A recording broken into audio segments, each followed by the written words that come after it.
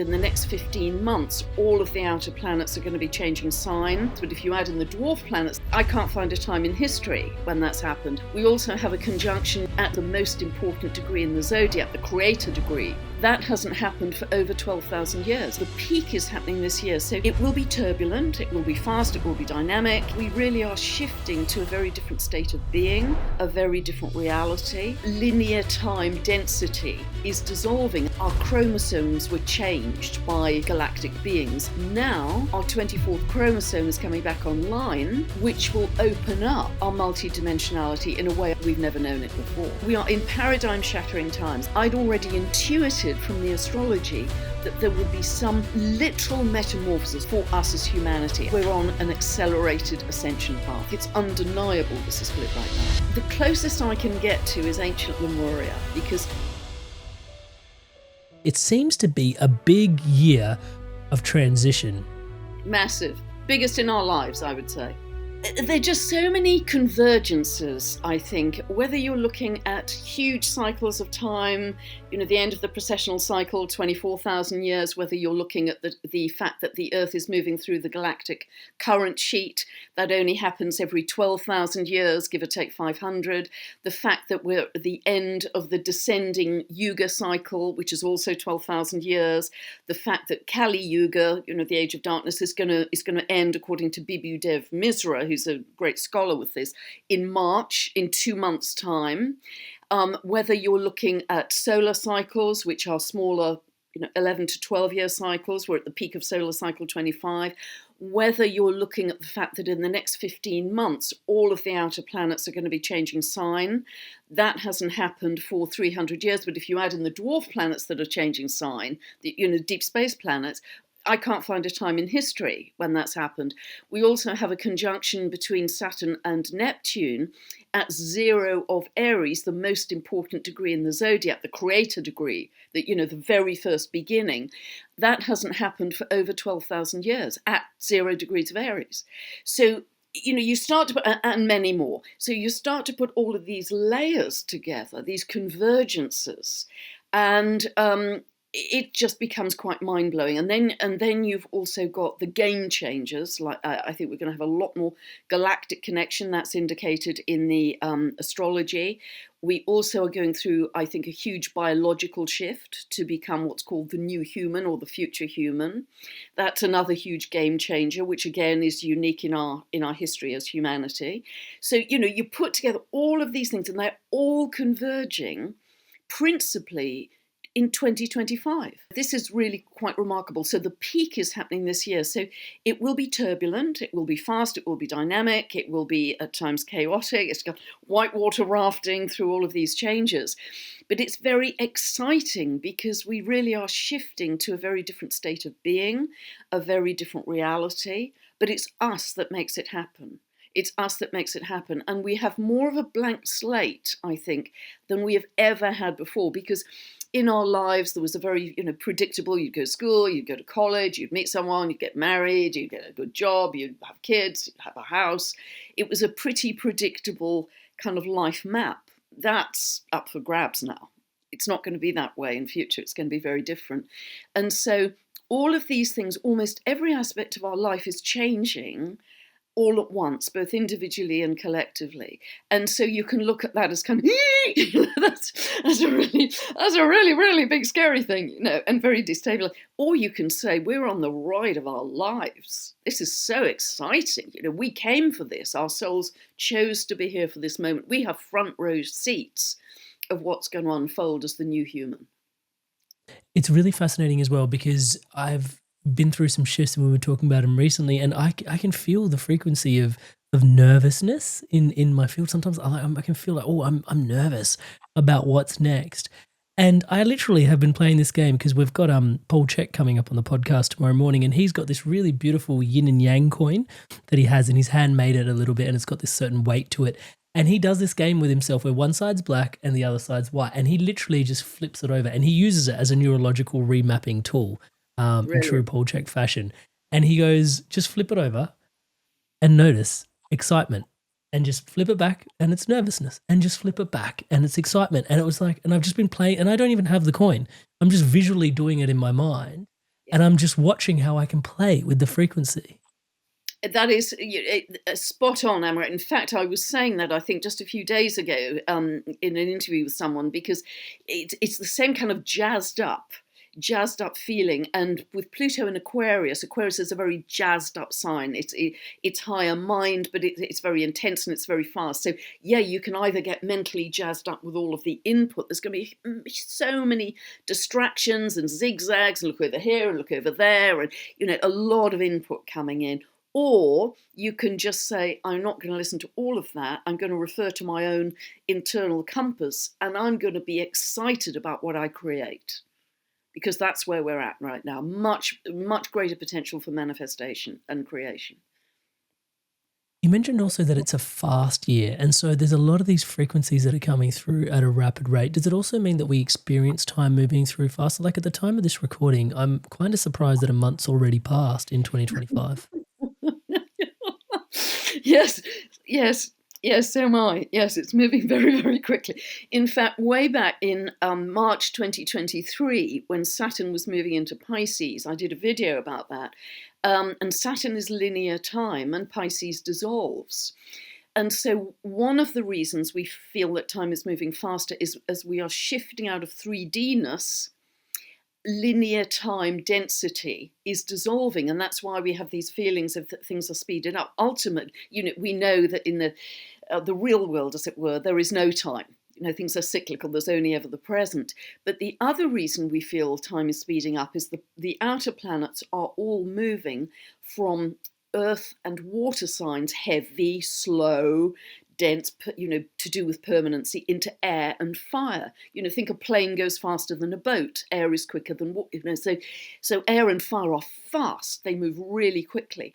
So the fact the energies are much more linked to air and fire as we move into the next 15 months also speeds everything up. In our old lives, we'd have a job for life, a home for life, a long-term car, that kind of thing. That's all changing. Partly because of AI and robotics, and those repetitive jobs are going to be changing, and that changes the whole socio-economic structure as well, with big questions as we move forwards. But it's a feeling of experiences are going to become much more valuable. Innovation, novelty, those kinds of things are going to be much more important than I'm in this job working at the bank 9 to 5 for my life. It's a very different set of experiences coming up. With all the convergences and all these different experiences coming up, it's interesting because I remember last time we spoke, the impression that was left upon me was just the language of astrology. And it was so profound, the impact that it left on me. And thank you for that. And that was such an incredible episode, even if I can share in myself. Oh, it was great. I think it was my best ever, actually. Touch wood. Thank you. You're too kind. The interesting thing around there is I remember you also saying there's a lot of predictive analysis that occurs from looking back in the past. But when there's so many things all coalescing at the same time, how do you look back and how do you even use predictive analysis as a thing? Well, in a way, that's kind of like economics or meteorology, that you can look back and say the previous time that this is what happened. And in the past, myself included in this, all astrologers do that. So we look, if we take something like Pluto in Aquarius, Pluto has a 248-year orbit, as you probably know, Amrit. So you can get, I did a big historical analysis of going back to the 1200s and then the 1500s, and then the latest period when Pluto was in Aquarius was from 1777 to 1798. So you look at all of those periods and say, okay, what were the commonalities? What were the similarities?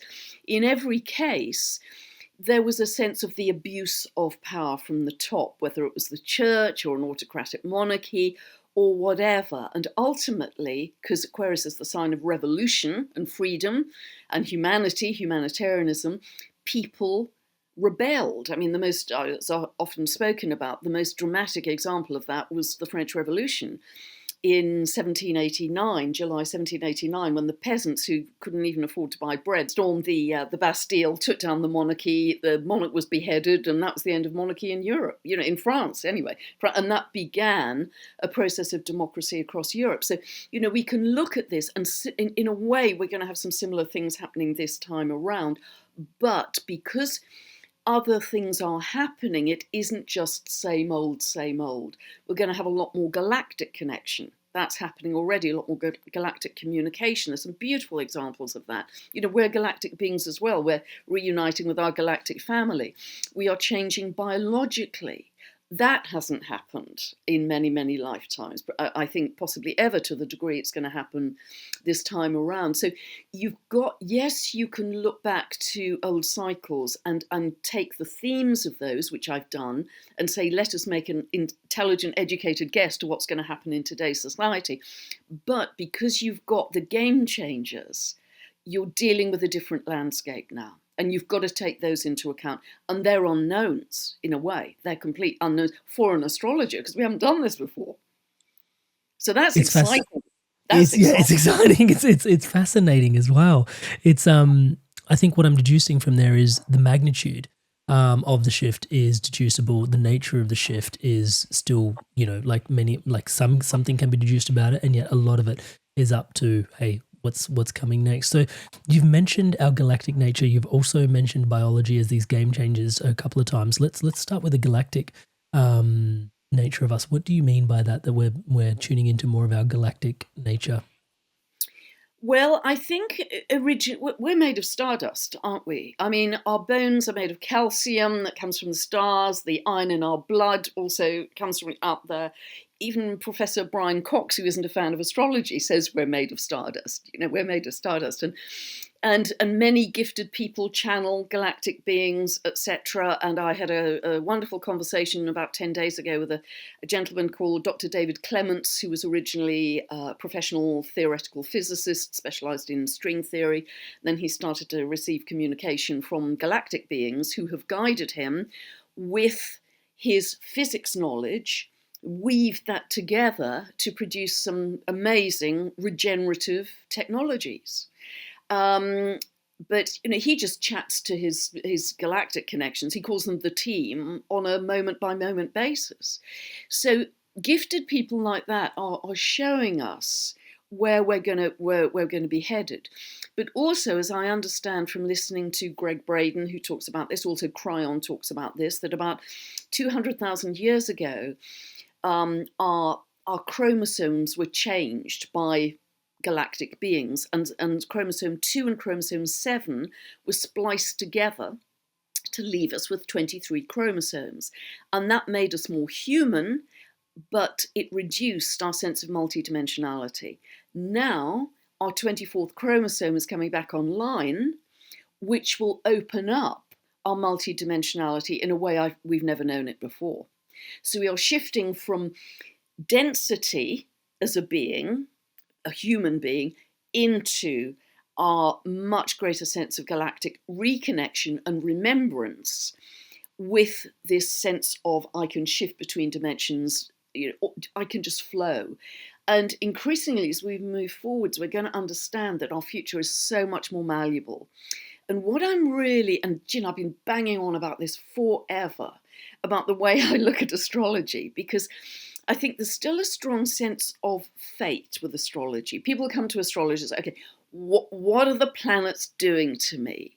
And what's going to happen? What are your predictions for 2025? What are your predictions for 2026? But actually, more and more than we ever have, we are creating the future.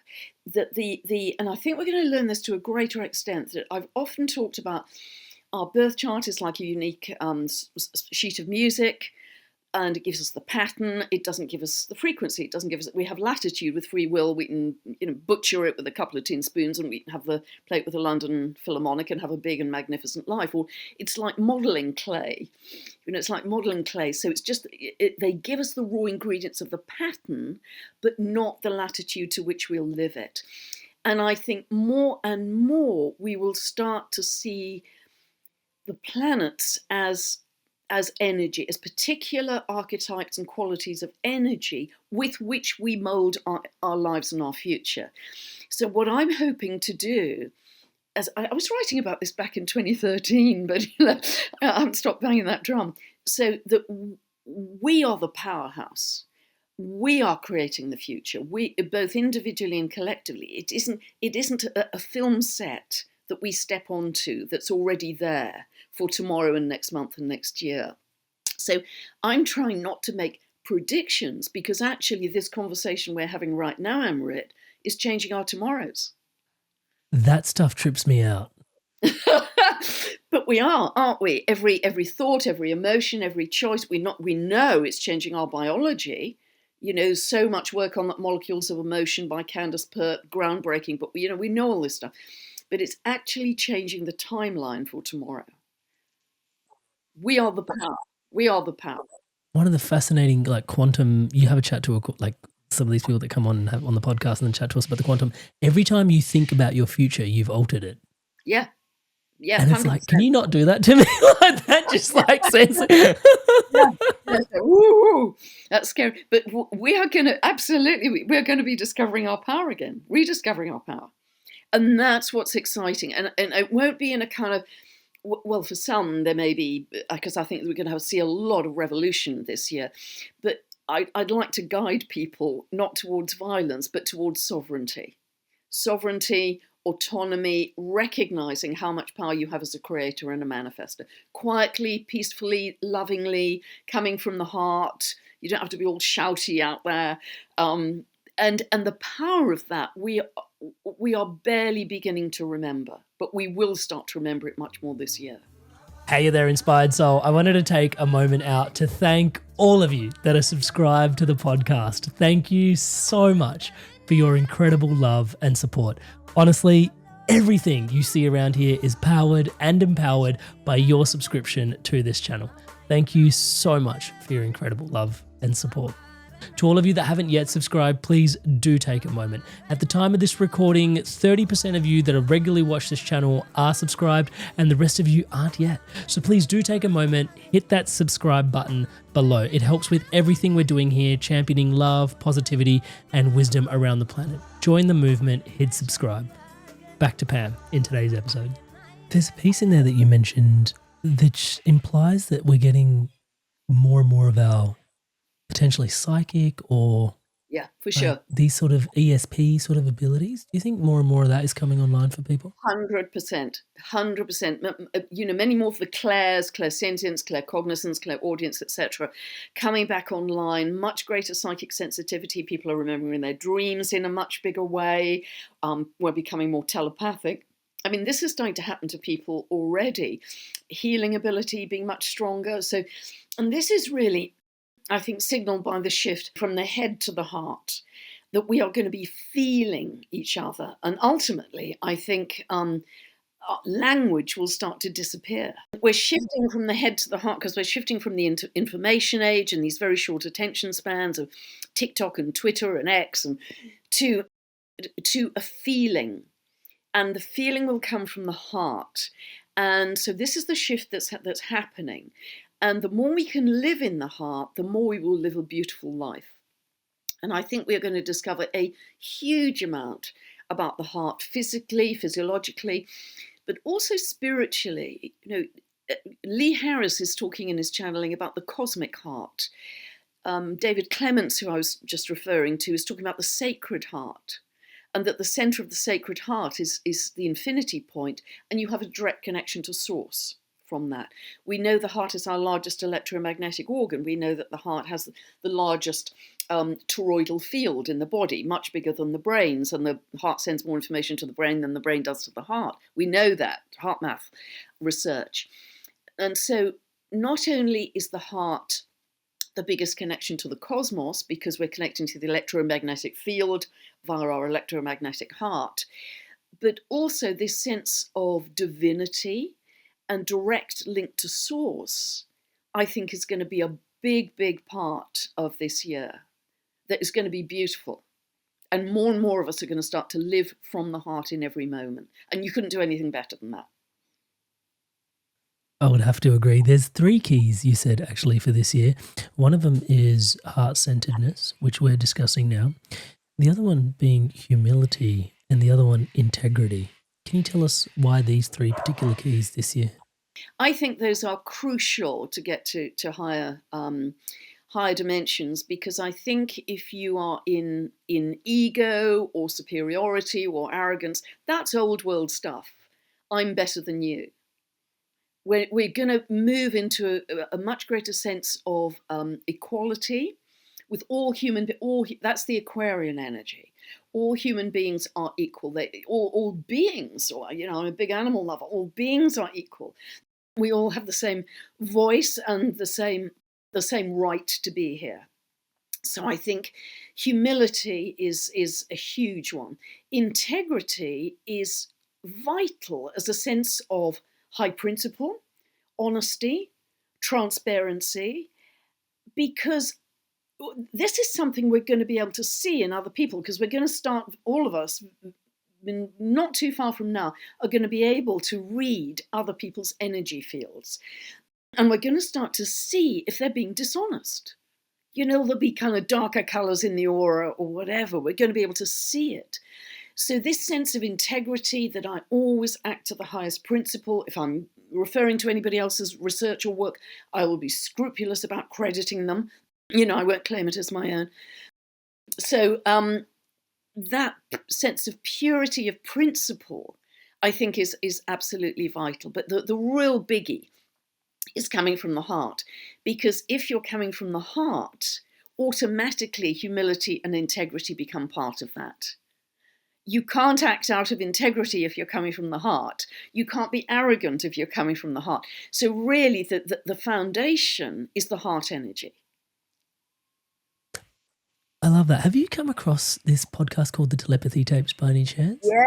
Yes. I've referred to it in one of my recent videos. Total curveball in the conversation, but I was fascinated by the fact that, and is this, maybe you can take some time to describe to us the age of Aquarius, and maybe just what Aquarian energy symbolizes in your mind, because I think that would be really helpful for people to sort of just settle into in their mind.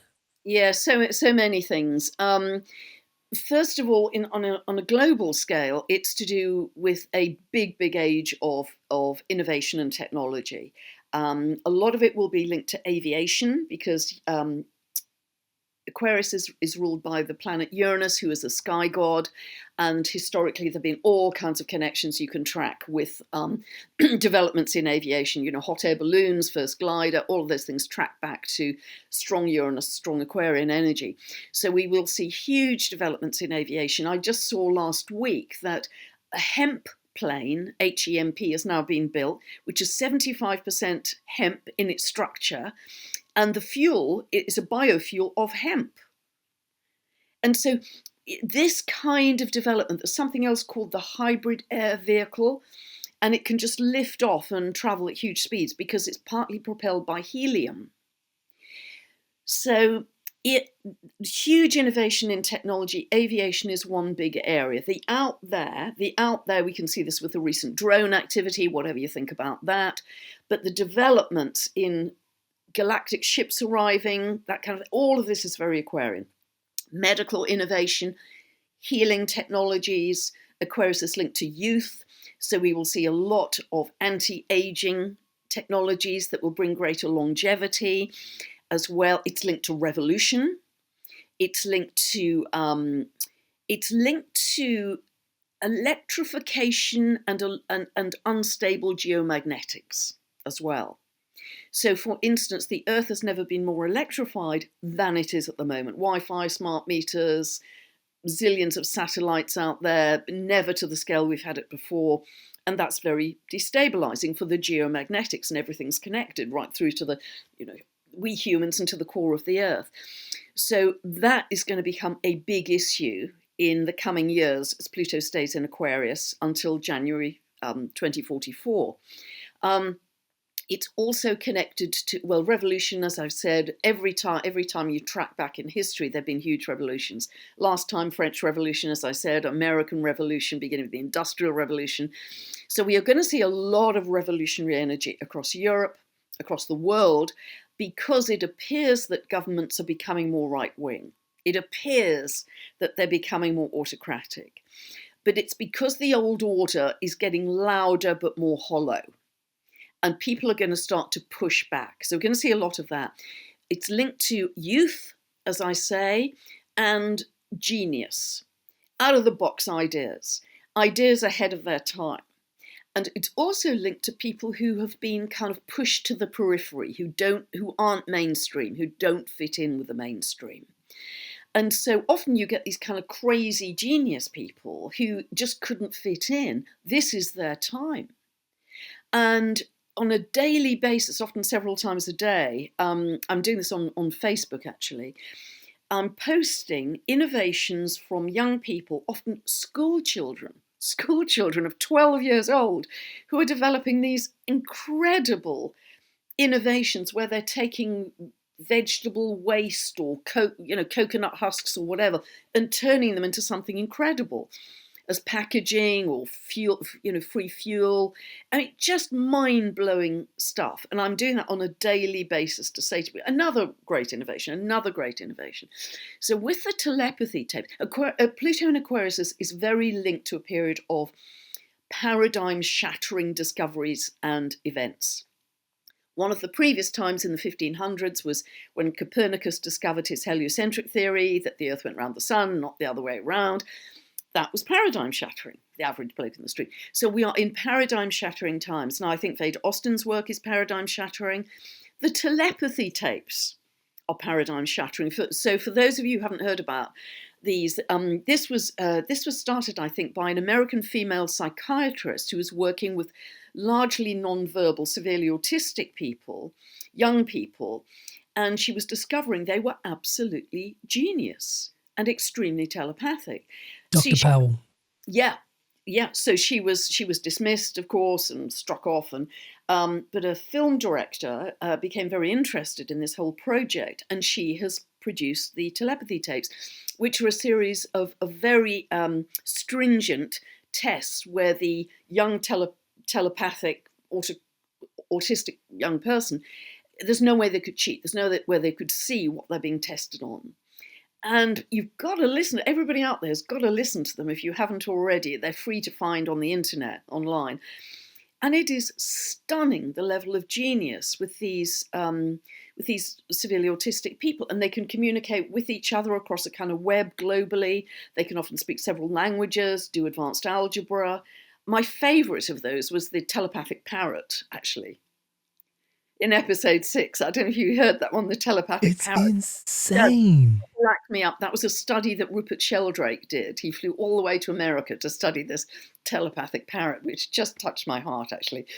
But so that is a great example of Aquarian energy, because it's genius, it's youth, it's don't fit, it's shoved to the edge of society, put in homes, drugged, you don't fit, and yet they are coming to blossom just as Pluto has moved fully into Aquarius in the first couple of months. So it's beautiful. Oh, please continue. Sorry, I didn't mean to interrupt. No. It's just beautiful to see that more and more these people who are considered kind of oddball are going to be revered. And they're calling these young autistic people, that they are our teachers, and they're calling them savants, wise people. And these are the people, increasingly, the young people, the innovators, the progressives, are going to be the visionaries. These are going to be the people who are our leaders, not in I'm telling you what to do, top-down way, but they're going to be people grouping around them who say, I want to help that. I want to do that thing with you because I love your idea. And so that's the way society is going to move. So Capricorn energy, when Pluto was been in Capricorn from 2008 until very recently, last year it moved out in November, that was the old greybeards, because it's ruled by Saturn, which is old age. So that was the old greybeards and the unequal structure, and we're telling you what to do and rules and regulations. We're done with that. We are done with that. So it will be a much more grassroots up type of society as we move forward. So we're going to be, communities will be very strong, people getting together in community, either living in community and growing food, or even connecting online to find a tribe. Finding your family of frequency will become more important than it's ever done. Hey there, inspired soul, lumen being. I want to tune in with you and ask you, what are you taking away from today's conversation? Join in on the conversation in the comments below. Let me know what you're taking away. Any questions you've got for Pam, she'll be back in the future. We'd love to ask your questions of her in the future. So leave those in the comments below. I do read through those, and I'd be honored to ask some questions on your behalf. So what are your biggest takeaways? What would you like to ask Pam? I'd love to hear from you in the comments below. With that, back to Pam in today's episode. Have I accidentally stumbled us into the next point where you were talking about the biological shifts that were coming as well? Are we there in this conversation right now? Yeah, for sure. Yeah. I'm getting very excited about this because I've sort of been anticipating this with all of the astrology. There's a particular, in fact, I did a video called Metamorphosis for Humanity, ? And I presented it last autumn in Glastonbury. I was doing a retreat with Veda Austin, which was just pure delight to spend time with her. She's an angel. And because I'm starting to look, as you probably know, Amrit, much more at the dwarf planets. And there's a very powerful configuration right now, astrologically, which will continue for the next few years because these are all slow-moving planets, between Pluto, which is a 248-year cycle, square to a dwarf planet called Haumea, so 90 degrees to a dwarf planet called Haumea.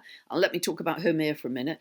Haumea is she's linked to the goddess of fertility, linked to Hawaiian goddess of fertility. She is able to birth babies from all over her body, not just the normal places. She can regenerate herself from an old crone to a young maiden. She's able just to summon wild food from the land and seafood, and even if the land and the seeds have been laid waste, that she's an incredibly regenerative principle. So she's a great symbol for New Earth.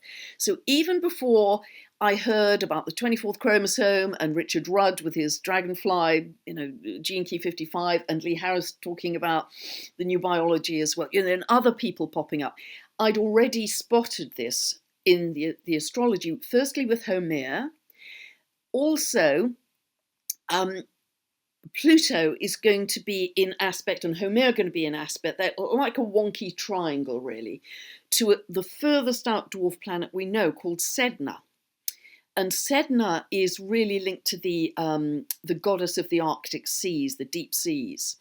And she has an 11,400-year orbit. She's coming to her closest point to the Earth. It won't be exactly at the closest point until 2075, but that's a drop in the bucket if you've got an 11,400-year orbit.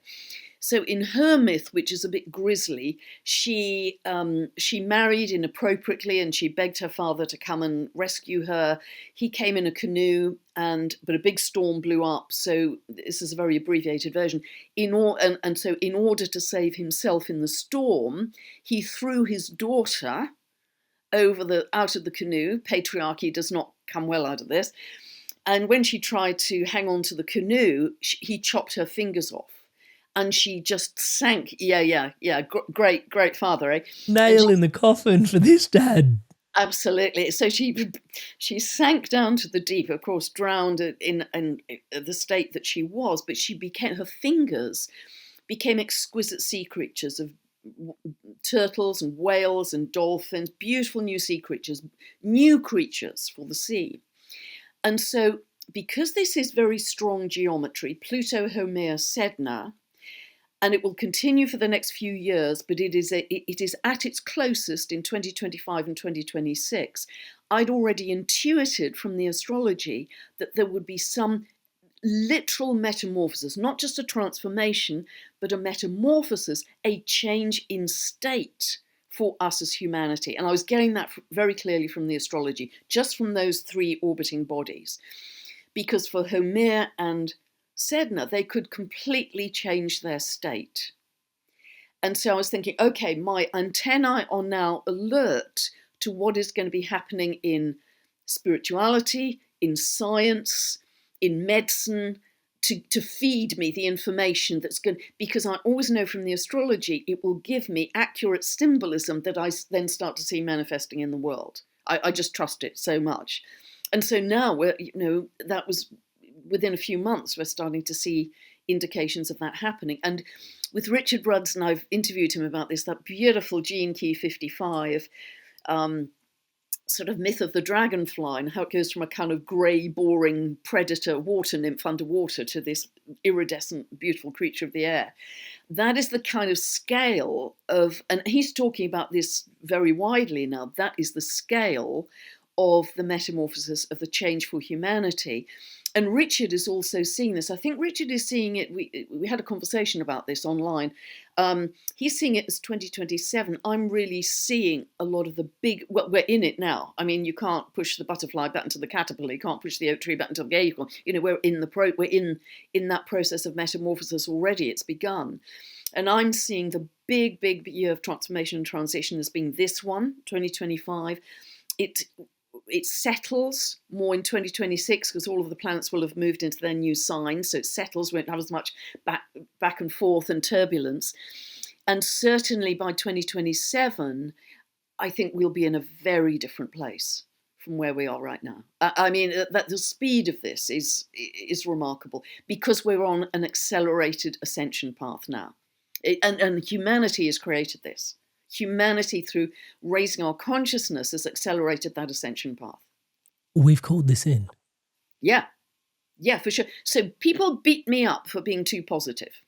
You shouldn't be so positive. They do. They beat me up. It's outrageous that you're so positive. And it isn't that I don't have a massive heart for the horrors that are going on in the world.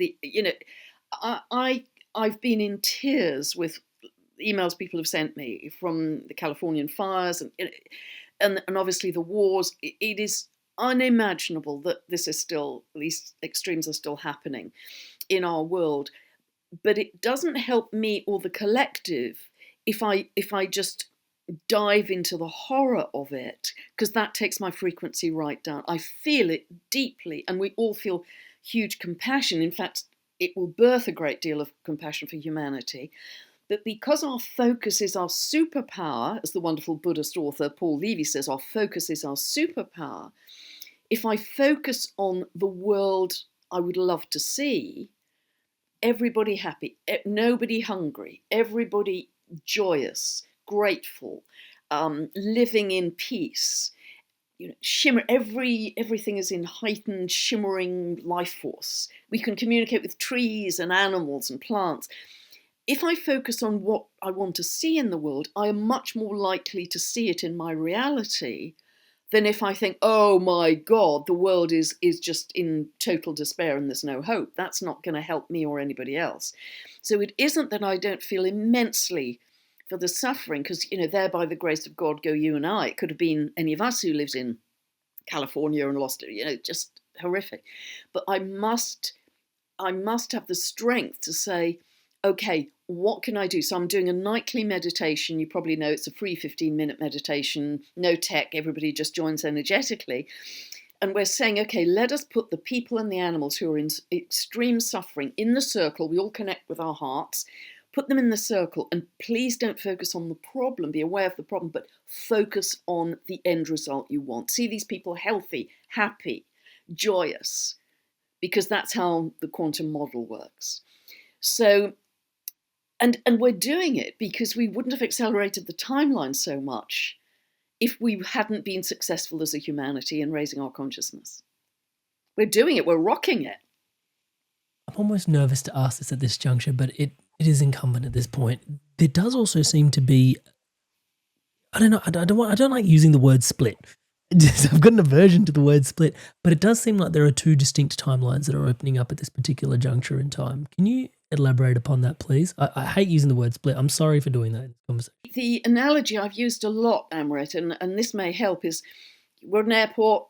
One group of people are on fast track, the other have chosen fast track, the other have chosen slow track. And that doesn't mean to say that that's a judgment of fast track is better. In fact, fast track may be the route where people take the more synthetic technological AI route because they see it as a shortcut. They can get the virtual reality goggles or whatever, and they can jump into multi-dimensionality, apparently. That may be seen as the quick route. And what are you slow coaches over there doing?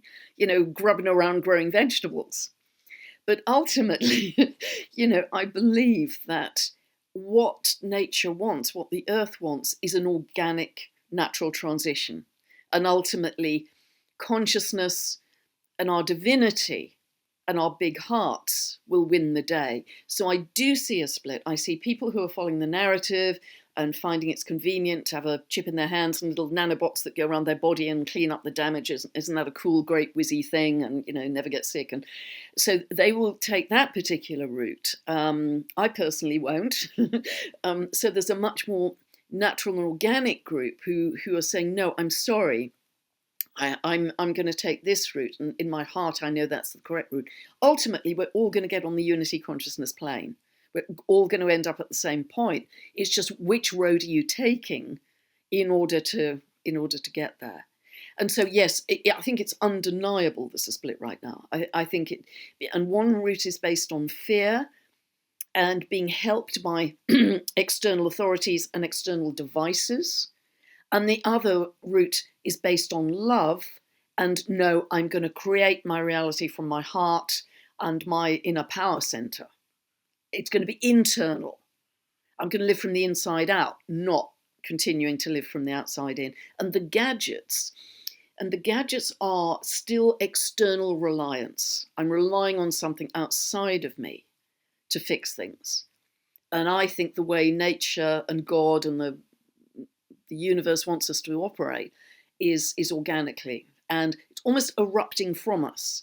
This is the dragonfly emerging. This is the butterfly emerging from us. This is the time for humanity when that's going to happen. Yeah, I've heard various different spiritual teachers caution against this chipping technology that's coming our way, and like you said, it probably brings with it a lot of 3D benefits. But it's just the immediate benefits, and then there's just potentially downstream consequences that after you may not see or may not hear, seems to be the consensus. Yeah, it's interesting, and I think it's because they're not. Essentially, the human being is about the heart, and it's about our sense of divinity. And I don't think the convenient route feeds either of those. I think it shortcuts with some cool advantages short term. I don't think you can get shopping faster or buy your train ticket faster. I don't think it feeds your heart or your divinity. And at the end of the day, that's who we are as human beings. There's a level of discernment there that's incumbent upon us to some degree, because it feels like with Aquarius, you earlier in the conversation did mention innovation being nigh. But then at the same time, it does require, and maybe this is again where the heart really comes into it, but there seems to be a level of discernment that is our responsibility. Absolutely, spot on, Amrit, spot on. It really is, because we are going to have to be very fine in our judgments, because there are going to be some wonderful technologies like the anti-aging technologies, the longevity technology. For me, it's always a question of my boundary is my body, is my skin. So I don't want anything invasive. But there are going to be there are already some beautiful healing technologies out there. There's the harmonic egg, there's the tachyon chamber, there's the iterocare wand, all kinds of wonderful energy and frequency technologies. And Edgar Cayce predicted this, didn't he? That energy and frequency would be our medicine. So there's some beautiful healing technologies out there, but they don't become an integral part of me within my body. So for me, that's the dividing line. So I think, yes, we will have to use great discernment. I think there will be some very beneficial innovations, as I say, in aviation. It could be in medicine, but it's more I think it's the real recognition that everything is energy and frequency. And that will be the way we go in terms of creating heart coherence, and coherence not only for us as individuals, but coherence as groups, as societies, as nations, as a collective. It will ripple out, because that heart coherence is actually infectious, and HeartMath talk about this as well. You infect people with your heart coherence. You infect people with your love and your joy. And so that's where we're headed. But the recognition of frequency and energy is going to become a very big part of this Aquarian energy. So yes, you're spot on. We have to use so much discernment in terms of this whizzy new whatever. Is this for my highest good? And we have to check in with our hearts then. Yes, absolutely. It's interesting because here on one level, it seems like you mentioned before 2027 is really where we land somewhere, it seems. And 2026, potentially, maybe we just get a grapple hold then. 2025, again, back to the beginning of the conversation, the year of the transition, I guess. You also mentioned at some point where we're switching from earth and water, which are a bit more, well, my dosha is earth, so so I can I have probably say it none. comfortably. I A have bit more none. stagnant, a bit more, Rastafarian. Let's just call it that. Lucky person. And yeah, but then as we're moving into something a bit more, more wind and more fire, it's more rapido, right? And so in there, with the lack of earth and it being a year of transition, I guess questions around how do we support ourselves during this particular time, in your opinion? Yeah, a really, really good question, Amrit. Absolutely, because there's very little Earth. We have Uranus in an Earth sign in Taurus up until July this year. It dips back at the end of the year, and then in April 2026 it moves fully into Gemini, into air. So we have very little Earth happening in the astrology, and Earth is stabilizing. But Uranus is the planet of destabilization. So we have the planet of destabilization in the only potential Earth sign we have, which is a tricky thing. So that's why I think we're going to see a lot more seismic activity this year, particularly, and next year, a lot more seismic activity. So the way we find stability is, I just think it's such simple stuff that we develop very simple daily practices, whether it's grounding, bare feet on the grass, bare feet on the earth. If you live in the UK, I know that isn't a great option with our winter right now, but as often as you can, bare feet on the grass, bare feet on the earth, breath work, candle gazing, hugging a tree, just imagining that you have this radio dial in your solar plexus and you are operating from there. And I did a 10-minute video on my YouTube channel called the Yogic Belly Breath, which is incredibly simple. How it's a yogic breath, you just drop your breath into your belly and slow and deepen the breathing. And that is incredibly grounding, incredibly calming. And you're changing your physiology and biomarkers and your blood, with every moment of doing that. Also breathing into the heart, imagining that your heart is your lung, as it were, breathing in and out of the heart. That is very grounding. So I think there are many incredibly simple ways that we can ground. Being in nature as often as you can. Being in nature, meditating, breath work, yoga is another great one, Tai Chi, Qigong, all very good grounding practices. But it doesn't have to be complicated. I'm a very simple being. And so just any one of those will serve you very well. Keep it simple, turn inwards. Turn off the news. Don't look out at the distractions, particularly with the governments we have right now. And, it's not a bowl of cherries in the UK either. That there are going to be so many distractions of whiplash, and also so much on social media that can potentially divert you and alarm you. Turn inwards. There's one thing to focus on if you turn inwards, and that's your state of being. So make that your absolutely top priority with grounding. Hey there, inspired souls. Grounding and earthing is an incredible medicine for our body. It's natural healing. We charge up with electrons throughout the day through devices, energy coming off the sun all day, every day, and then our rubber souls can keep all the electrons and all the energy bouncing up and down in and around our systems. And all it takes is for us to take our feet and put them in the bare earth. But we don't always get the opportunity to do that with modern day living. And that's where Clint Ober and the team at earthing.com have partnered with the Inspired Evolution. And it's really exciting to offer you guys, if you want to get grounded, and there are some really great earthing products at earthing.com. I'll put a link to the website below. For a 10% discount on any and all of their products. You plug in, my favorite is the mat. At this desk, there's a mat underneath my feet, and you can plug it into the wall outlet for the socket, and it's grounding. It's the same as being out there on the earth with your feet on the grass effectively. So all the electrons charging up from the lights in the studio and all that sort of stuff that are hitting my body are going back and returning to the earth. And the profound piece in there that Clint talks about in his episode is actually that electron energy, that charge energy is fire energy, and that is inflammation 101. And so you're actually deterring all of that inflammation by earthing and getting grounded. So once again, earthing.com, 10% off with the code INSPIRE, the first word, INSPIRE. Links to that in the description below. And with that, back to Pam in today's episode. Yeah, we had Clint Ober on the podcast earlier this year, the earthing.com. He did the documentaries, and it was extremely profound actually watching his. Again, sometimes you just watch it like people's journeys and the myth that they're living out in their archetype. Like, he was an electrician and then was raised by Indians and then came to grounding and earthing, and you're like, dude, are you serious right now? Like, this is just beyond perfect. One of the key things in there that you're espousing is the simplicity. And again, I couldn't help but reflect on, just that coin that I was visually sort of flipping in my mind as well, from going from nervous to excitement, nervous to excitement. And it seems like you've also mentioned heart-centeredness quite a bit, and also seems our focus is key.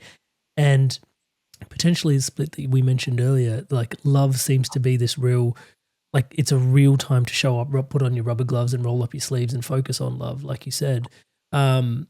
And then with transitions though, because there's so much uncertainty, fear has a natural sort of propensity to sort of creep in. And hence why I think it's especially profound that you're espousing something simple wherever possible, because I reflect back on my background as a meditation teacher.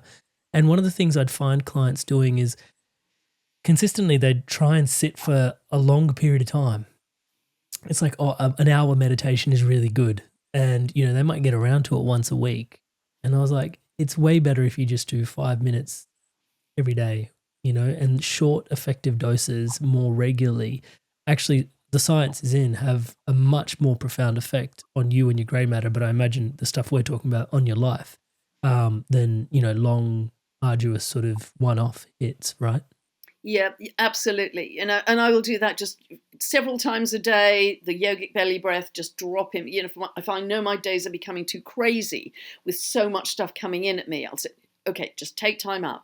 Take 3 minutes out, 5 minutes out. Because otherwise I can get fritzed just with the tonnage of emails that come in at me. So that's always my antidote. And also, if I'm reading something, because people send me stuff all the time, obviously. So if I'm reading something that I know is taking my frequency down, and I'm starting to go into fear, I'll just say, stop it. Just stop. How do you even know that's true? How do you know that's true? And even if it was true, we can change it. Because it's almost that there are going to be lots of potential, scary timelines appearing to emerge. But I did a video called Ghosts in the Theatre some time ago. And I was talking about how there are two potential plays going on at the theatre that night. And so you go and watch the kind of promo for each of them. And one of them is a really dark, scary thing, ends horribly in lots of death. And the other is a really joyful, loving, heart-based, has a wonderful ending. But they're moving like ghosts across the stage, like thought forms across the stage. But each of the plays only takes form and starts to become a narrative and a story and take form and colour before your eyes is if you give them your attention and you turn on the spotlight in the theatre, and those ghostly forms start to manifest. And it's the same with timelines, that there are lots of potential lines which are appearing like kind of an architecture of light, sort of shimmering. But if we don't feed them with our attention, they'll just dissipate. They'll just, like a wet sparkler, they'll just dissipate and fade. Know our power with our focus. But if we give it our attention, we will make it manifest. We will make that big scary thing manifest if we give it our attention. And so that's why our focus and attention is so vital. We have to be so masterful with that, because otherwise we keep manifesting what we absolutely don't want and then blame it for giving us a hard time. It's a ridiculous circle. So we have to be much tougher about it.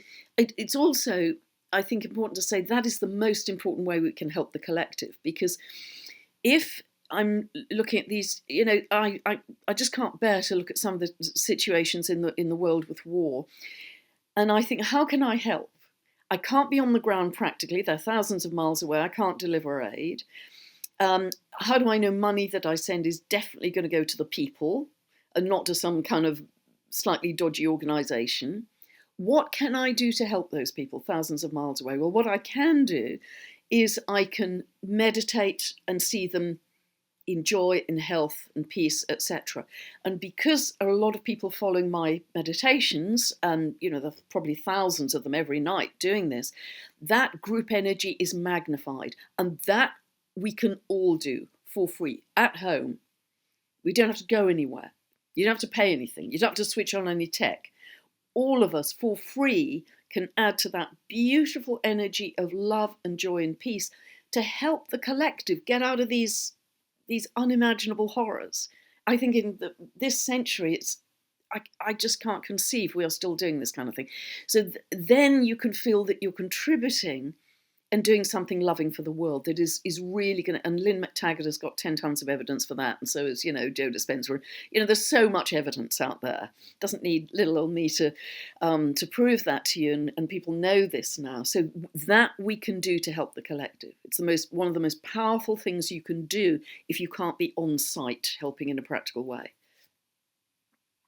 I love that you mentioned, thank you for that. I love that you mentioned those two individuals, because it also seems like what's coming to the fore now is, well, we've all been living in consciousness, time immemorial, or time, interesting. Anyway, I'll stop doing that.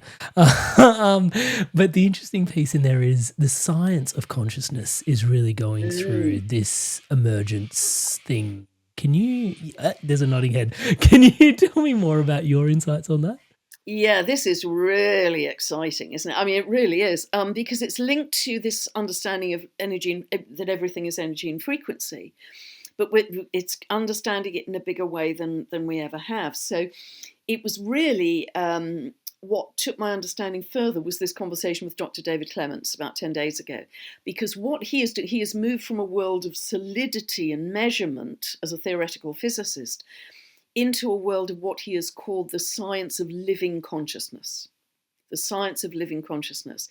And so from his perspective, aided by his galactic team, he is seeing just everything as flowing energy. And even Joe Dispenza many years ago was talking about, if you fly through a human being with a camera taking photographs all the time, there'll be almost nothing on the film when you get to the end, because we're just vibrating energy. There's this illusion of density. And so at the quantum level, everything is actually moving and malleable, which means that we can change our state of consciousness more easily than we think, because it's shifting and moving all the time. And I think so much is going to be discovered about consciousness, the consciousness of planets, because I think they are all not just rocks orbiting in the sky, but they are essentially probability waves of consciousness that have a particular quality, each of them. I think that's going to be discovered.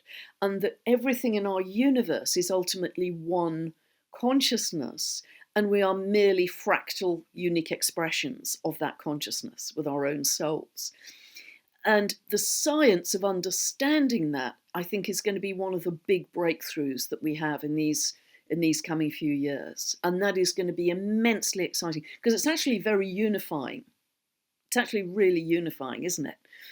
And so people doing work like that really have my attention, because they're leading edge of where we're going.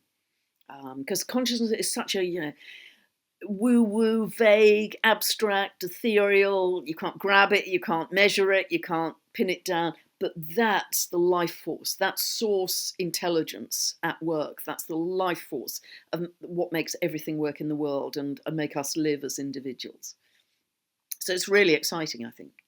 Yeah, I love it when even just, we do see sometimes the consciousness as woo-woo, but you speak to like scientists that have really gone deep on it, and there is this thing called the hard problem of consciousness. And it's just like they can't, there's this and it's fundamental to one of the assumption sets that drives so much of science, and it's called the hard problem of consciousness, and it's in their awareness, and it's really cool. Well, just even like you said, what's coming up in the next little while, thinking about where quantum computing takes us, what that teaches us. Maybe we don't solve it, but we definitely will be learning a lot more, And Veda's with. work, yeah, absolutely. And Veda's beautiful work. She talks about water as living consciousness and condensed light, and it's light that carries all the information into the water. And I mean, her work is, every time I look at Veda's work, it's taken another giant leap forwards. I can't keep up with her, but she's discovering so much about consciousness through the water. And that is going to be absolutely fascinating, because the water seems to be our primary evolutionary impulse, our primary evolutionary force to really change as beings and to have a greater understanding of consciousness. And her work is so unique and beautiful in doing that. Yeah, I remember when I was talking to yourself and talking to her on the podcast, it seemed one thing to be able to mirror our own thoughts into water and have it reflect back our intentionality back at us. But through her work, it's almost like water's communicating to her, Yeah. and she's learning to listen. That is quite profound. It almost sounds pagan, but it's quite profound in terms of what it implies in terms of intelligence around us. And maybe this harkens back to your point before around it all sort of becoming frequency. And we're becoming much more dialed in and aware of this. And whether we like it or not to some degree, we're going to start tuning in. You said the clairs, I like the way you put that. The clairs are coming more and more online as well.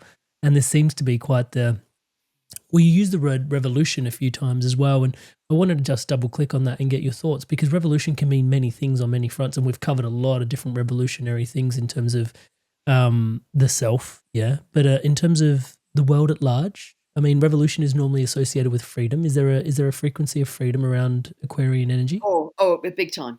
That's one of the key words for Aquarius, big time. Freedom, sovereignty, autonomy, big time, and a much greater sense of equality. So yes, I think, yeah, thank you for that, Amrit.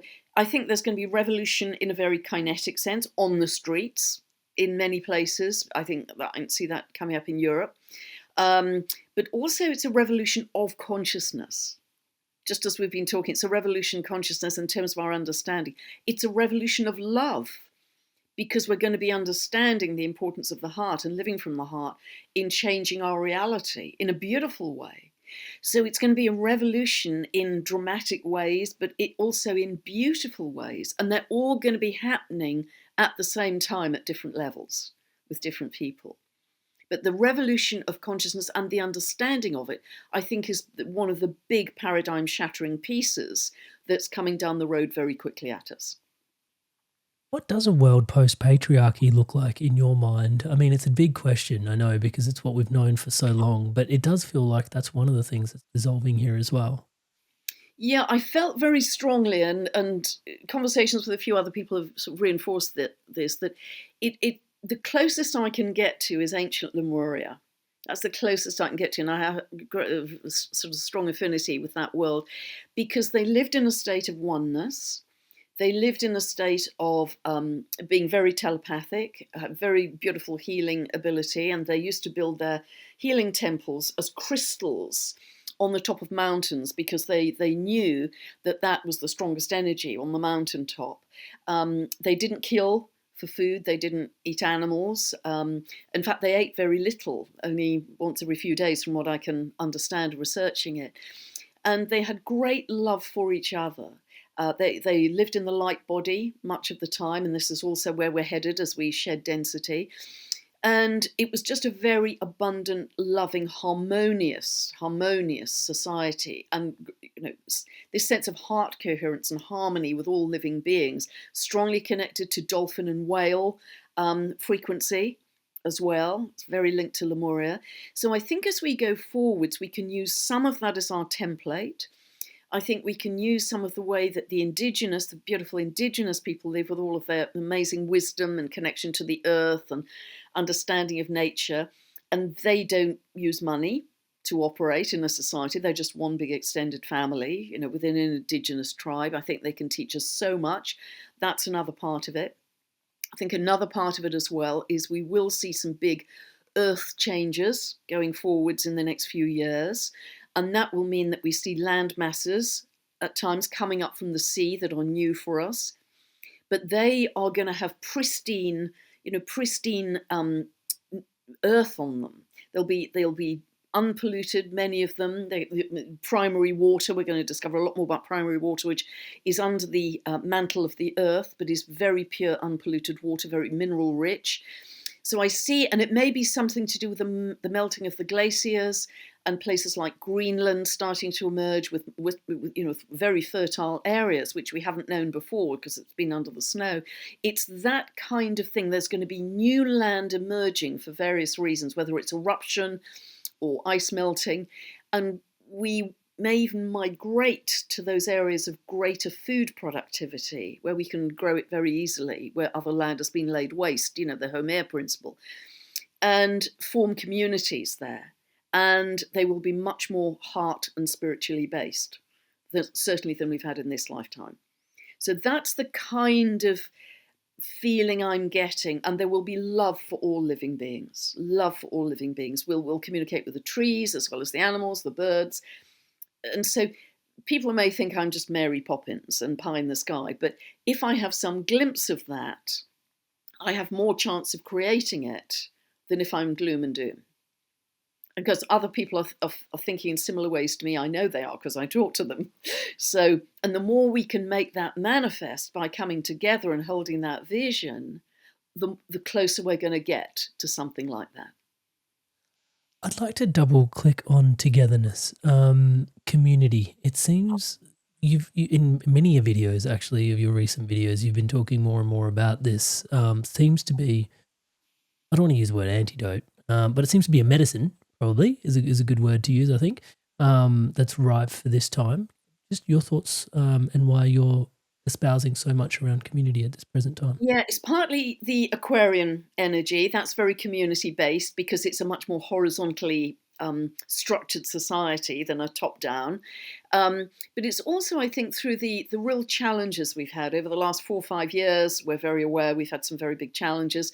I'm in a group that has come together because of those, actually, because we said, do you know what? I'm just not buying into this. I'm just not, I'm just not doing this. So a group has come together of like mind. We're incredibly different people at the sort of 3D level. We all have very different backgrounds and ages, but nevertheless, we're on the same frequency of really having a common understanding and a common understanding of where we would like to take our reality. And there are groups like this all over the world. And they're beautiful, and whether they're doing wonderful things for the environment, for nature, whether they're growing their own food, whether they just have a common view, a common world view, and they're coming together on that basis. More and more, it's going to be people opting out of what has been mainstream society because it's just not working for them anymore. It's just not working. They're not buying into that that top-down power structure. And I think when surveys are done, there's less and less trust in governments and authority figures. That is really fair. And that's completely understandable with this transition from Capricorn to Aquarius. That's absolutely to be expected. And so that's the way we're moving. So it's really, I like to call them a family of frequencies. So whether it's online like this, we're doing it right now, Amrit, or whether it's in person and you get together and you hug and you laugh and you have a good time and you think, it's been life-changing for me, actually. It's been really life-changing for me. Whichever way it happens, you are connecting on the basis of your frequency, which hasn't really been done before. It was your colleagues at work or the people in the local neighbourhood. It wasn't based on frequency, but increasingly going forwards, that's how it's going to be. I think some people tuning into this podcast are going to want to know where to start when it comes to community. I know there's a lot of great content online, but sometimes it can feel like quite the stretch, especially in such a digital age, to reach out. Any advice for those people that are feeling a little bit more isolated than usual? I mean, one of the things that I've been involved in during the early years of the pandemic, there was an Australian chap, I think his name is Brady Gunn, and he just had an idea to start at what he called a stand in the park. Very Aussie name, by the way. Yeah, isn't it great? And he just suggested that all over the world, people could gather at 10 o'clock on a Sunday morning for free, and it was just social, if they possibly had a different view of things. So, and it's all over the world. He has a website, and there's a Facebook page with locations as well as the website, and they're just all over the world. And so that is a good place to look. I'd also suggest things like permaculture groups, People's Health Alliance.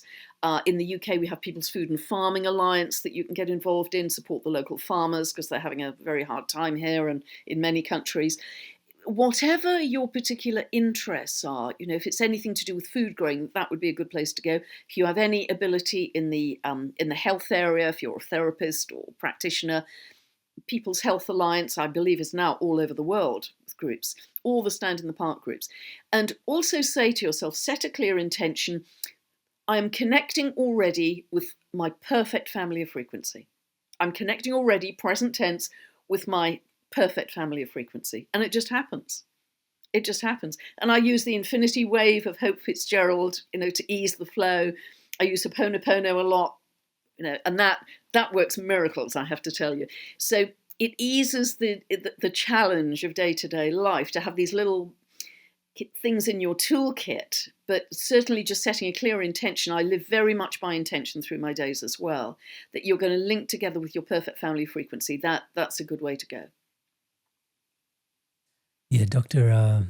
Hugh Len passed away not too long ago, actually, the Ho'oponopono prayer. Such a beautiful and powerful prayer. Yeah, the reason I ask as well was because this podcast, I don't think many people know this, but was actually birthed out of some time ago now. Every 2 Fridays, I would invite people over to my house to just shoot the shit on spirituality, philosophy, personal development, Jungian philosophy, archetypes. We'd discuss all sorts of things. We'd open with a meditation and just go into it. And it was chai chats and community. We'd given up alcohol, and it was and people were looking to just hang out, and the chats were kind of going, all right. And now you and I are participating in some of those chats, and it was called Mandala Moments. And sometimes it's just opening up your house, and I think we often overcomplicate it, and everyone, I remember even running Mandala Moments.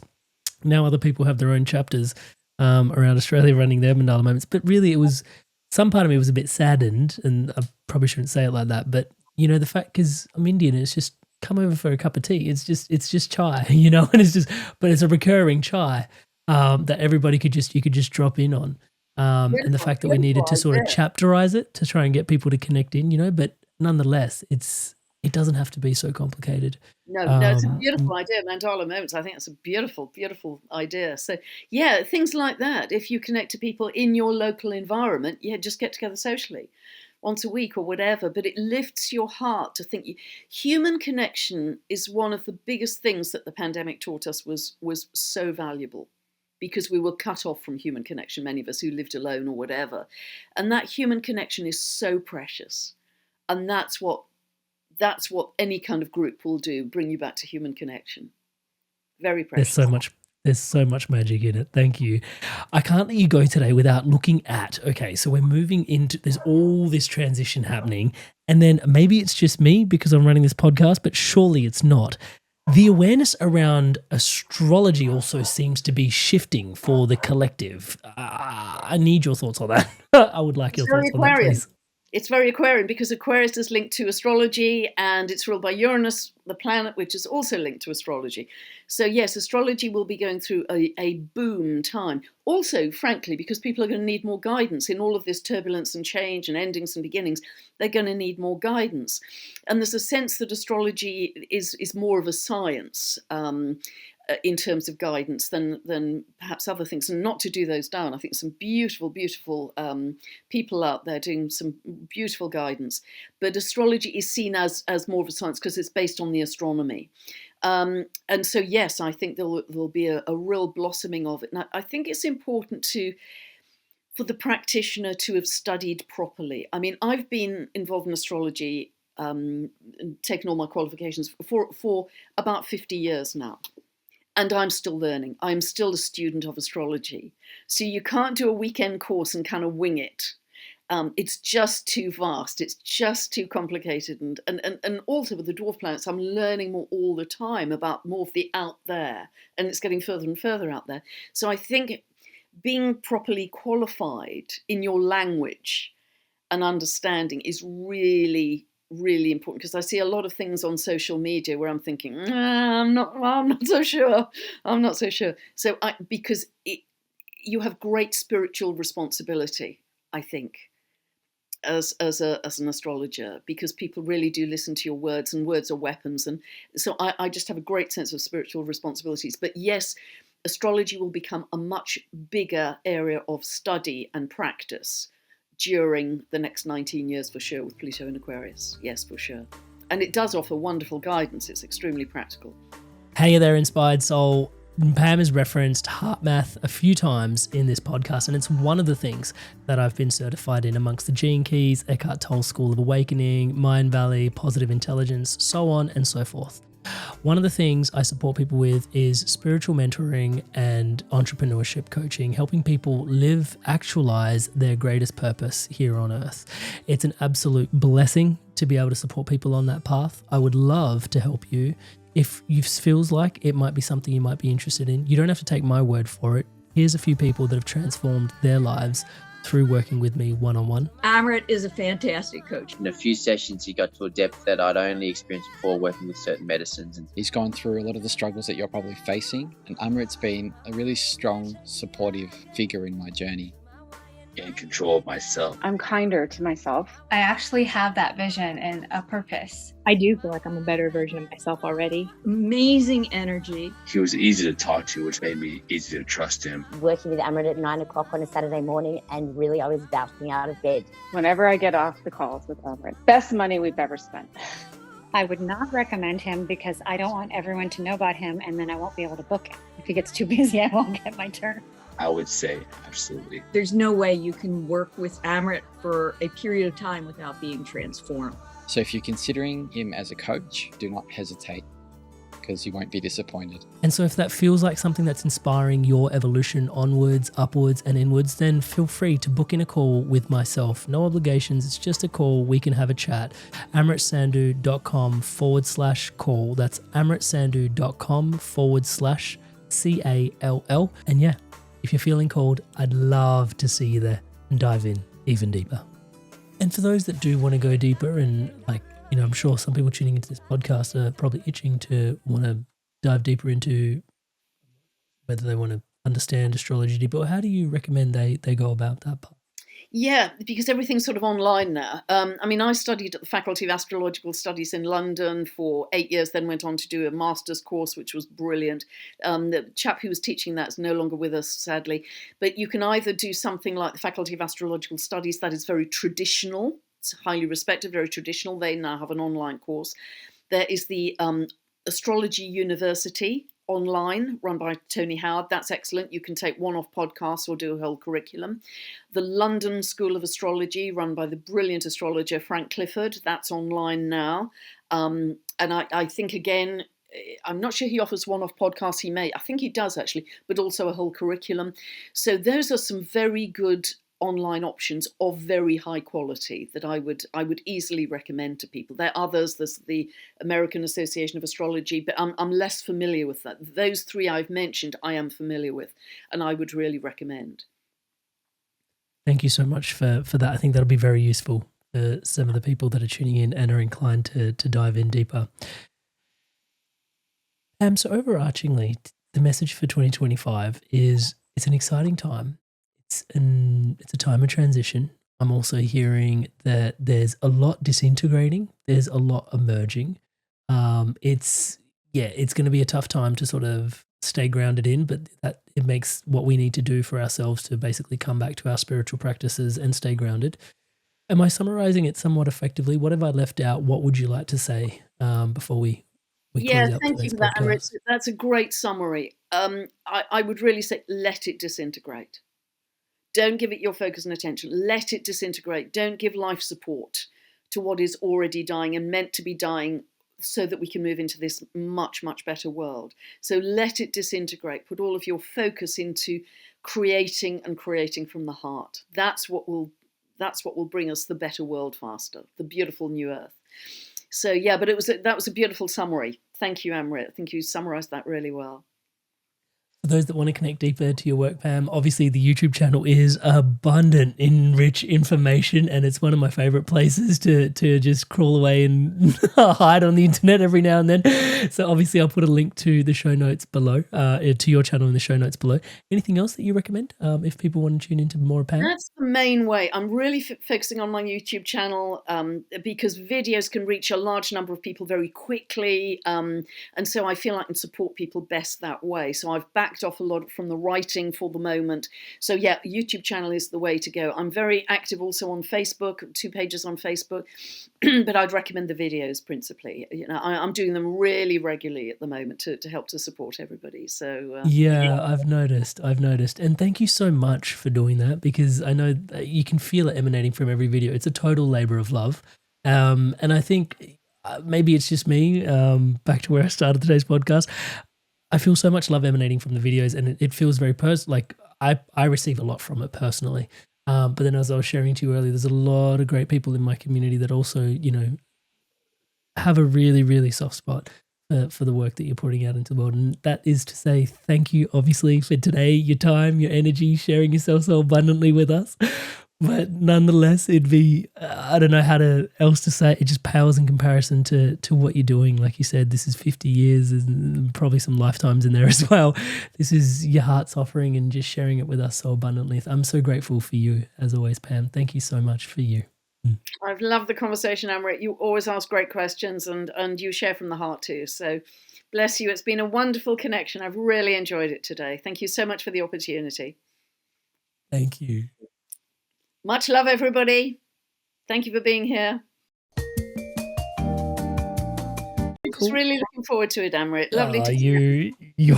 You're too kind. Thanks for putting up with me another time round. The conversation we had last time, I think, was my best interview ever. Because of the questions you asked. I truly thought it was the best interview I'd ever done. It was because of the questions you asked. So I truly, straight up. So, oh my goodness, that's the peak of my day.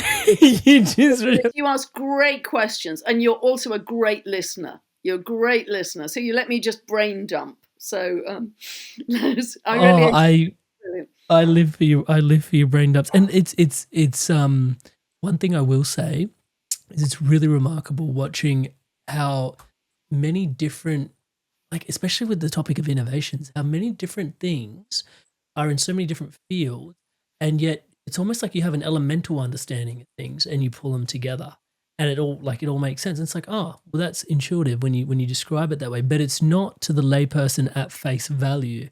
And I find in the conversation, I'm surfing that quite well with you. But it's profound as it's happening. Well, the astrology is so helpful because it gives us the kind of pillars of meaning that underpin our individual reality in our world. It gives you the deeper pillars of meaning, beneath all the froth. Yeah. That's why it's so helpful. Hey, I didn't know you were doing so much work with Veda. And in fact, we got Veda on the podcast thanks to, I think you and I were chatting about her in our last podcast. She sees water as God consciousness. God consciousness. Phenomenal. It's primal. It's underlying absolutely every piece of evolution in the universe. I think she's astonishing. It was wonderful to spend 4 days with her. And but she's now, this year, she's going to the Egyptian pyramids to test the water there. She's doing some work. She's trying to get water from Antarctica. Yeah. And that will be fascinating. Because the work she's done so far, she's picking up the same symbolism in the water, in the crystallography from Antarctica that she is in ancient Egypt. And she hasn't even got that. So that's some very interesting stuff. I mean, she's just mind-blowing. So, watch this space with Veda. She's beautiful. Yeah, definitely. And it also seems like you're picking up a lot from Dr. David Clements. That seems to have left quite an impression on you too. Huge. And I stumbled across him. I don't know how I even found him, because he's extremely quiet, little humble English guy. He's not a loud person, and he was just burrowing away in mainstream academia in the UK theoretical physicist, and he'd done his PhD on string theory. And then his life started to change as the galactic beings started to connect with him. And he became very, very good at remote viewing, and he can bilocate now. So he goes up on the ships, and he talks about this in incredibly humble ways. You'll find the video on my YouTube channel. It's the last one almost the last one I did. And the technologies he is developing with galactic help are regenerative. You can buy them, have them in your home, and because so many of the electrification things that are happening are so degenerative for us, but his devices are regenerative. And so, but he is just going in leaps and bounds, because he's even getting beings from far star galaxies way beyond our own galaxy that are now coming in to speak to him and guide him, and they give him a kind of quantum monad, a quantum dump concept of what they want him to build. And then with his physics knowledge, he has to burrow away and sort of unravel this monad that's been given to him to develop, and they guide him along the way. And he also does some exquisite free meditations on his Patreon channel to help people connect to source by the infinity point in the Sacred Heart. And he's all about empowering people. He never wants people to say, oh, but it's easy, you can do this and you've got all the galactic. No, if I can do it, you can do it. And so he's empowering people in every moment. He's a beautiful man. I mean, the comments I've got on that video are just stratospheric. Because he's so authentic. He's so authentic and so humble. I imagine we might actually, I'd be open to that actually, that we share the earth outside of our visible and auditory frequencies, but I just don't know. But I could believe that, that's... For sure. I mean, a good friend of mine who's an American astrologer, Martha Alter Hines, she channels the inner earth beings. What are inner earth beings? Well, she would give you a better answer than I would, but, they're almost Tolkien type beings. We've got galactic beings out there, and we've got the inner earth beings who live deep in the earth. She channels beings who are under Mount Shasta, who are, and again, extremely advanced intelligence, way ahead of us, and they live in a kind of crystalline world, crystalline trees, crystalline food inside the earth, and she communicates with them all the time. And this is going to happen more and more, that and they've always been there. But as you say, Amrit, we're losing the veils. It's not they are new, it's that we are shedding the veils to be able to receive them. Your work is so important because you're connecting people. You are creating your family frequency. You're connecting people. This is absolutely what you're doing.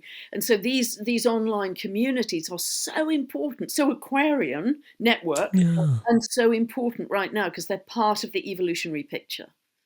So, God bless you for what you're doing, because you're a big voice, a big part of it. Inspired soul, lumen being, you made it through to the end of another incredible episode. Thank you so much. I truly love Pam's vibes, and I can trust you do too, because you've made it all the way through to the end of this episode. Thank you so much for your inspirations to evolve. It is such an honor to be your brother, walking this path by your side. Now, to all of you that are subscribed to the channel, I just want to take a moment out to thank you. Thank you so much for your incredible love and support. Like I say, everything around here, absolutely everything, is powered and empowered by your subscription to this channel. Thank you so much for your loving support. To all of you that haven't yet subscribed, please do take a moment. As I'm saying the word subscribe, the subscribe button below is lighting up in the colors of the Inspired Evolution. Please hit that button, hit the bell notification icon, join the movement. It helps everything we're doing here, championing love, positivity, and wisdom around the planet. Your support is invaluable. Thank you so much. Now, in today's conversation with Pam, we discussed a lot of incredible things. Veda Austin and her insights on water and God consciousness, Richard Rudd and the 55th gene key and the prophecy there that's being lived out between 2025 and 2027, and Greg Braden and the intelligence of the heart. We've done episodes with all these incredible guests on the Inspired Evolution podcast, and they're on screen for you now. So go on, take your pick, make your click, and I will see you in the next one, Inspired to Evolve. Onwards, upwards, and inwards. I'll see you there. Go on.